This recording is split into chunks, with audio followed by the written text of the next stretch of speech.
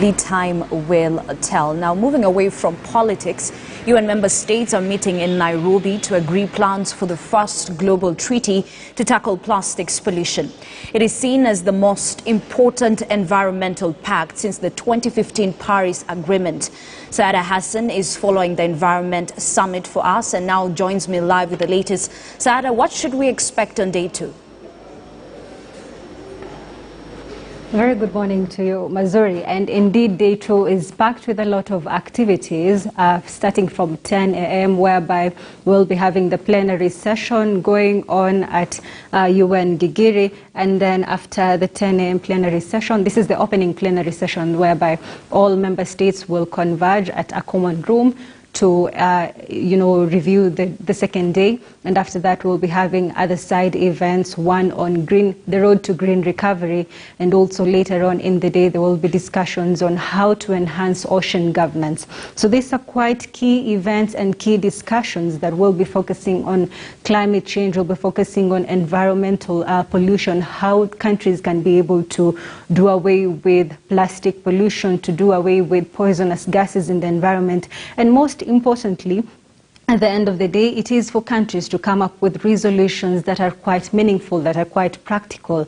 And these are just some of the things that we'll be witnessing today. Countries will be presenting their resolutions from, and this will also stem from committees, because committees have been meeting in the last 2 weeks at UN Gigiri. And this has been a way to, fast forward to the current sessions that are ongoing. And these sessions are expected to continue until Wednesday, and whereby on Thursday we'll be having UNEP at 50 celebrations. This is just to understand or to look back at how UN has achieved some of the commitments and some of the goals it had put in place over the last 50 years, the achievements, the challenges, and the lessons that they have learned along the way. Yesterday was quite very important because the first session opening was done yesterday, and we had the CS of Environment, Keriako Tobiko, utter quite important and powerful words. Some of the words he said is that we have really done a lot to our environment, and we are really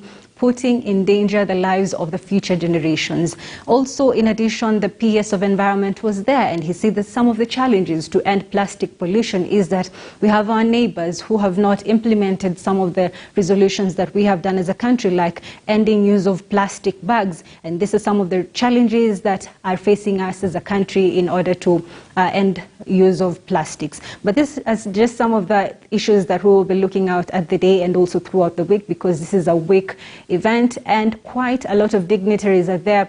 And also, I will not fail to mention that issues of Ukraine war are playing out in these sessions, because we have delegates from across 193 countries, and all of them have particular interest and have particular concerns. And the war that is currently ongoing is quite of concern to economies like the European economy, the European Union, whereby one delegate yesterday mentioned that they are quite particular that Russia must step down their efforts and they must reduce their military action in Ukraine, that is Russia.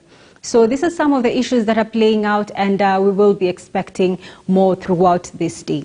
All right, thank you very much, Saada Hassan, for that, our health and science reporter there, just talking about the 5th session of the United Nations Environmental Assembly. Of course, it is day 2. Over 2,000 delegates are there together discussing climate change, nature and biodiversity, loss, pollution and equally